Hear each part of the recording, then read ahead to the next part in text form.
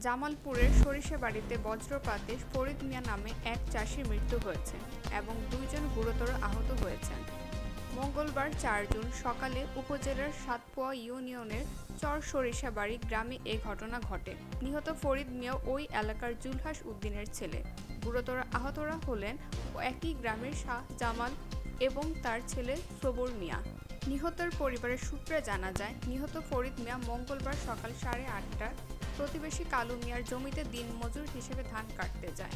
এই সময় বৃষ্টি শুরু হলে প্রকট আকারে বজ্রপাত পড়ে ফরিদ মিয়ার ওপর। এই সময় সাথে থাকা আরও 2 জন চাষি সহ ফরিদ মিয়া গুরুতর আহত হয়।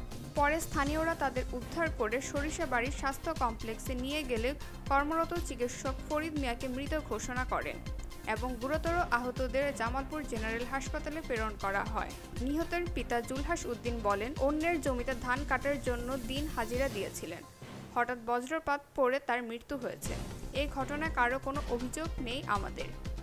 এই বিষয়ে সরিষাবাড়ীর উপজেলা স্বাস্থ্য কমপ্লেক্সের আবাসিক মেডিকেল অফিসার রবিউল ইসলাম জানান, বজ্রপাতে একজনের মৃত্যু হয়েছে, 2 জনের অবস্থা গুরুতর হওয়ায় উন্নত চিকিৎসার জন্য জামালপুর জেনারেল হসপিটালে স্থানান্তর করা হয়েছে। তথ্য ও চিত্রে সরিষাবাড়ী থেকে লিমন মিয়া।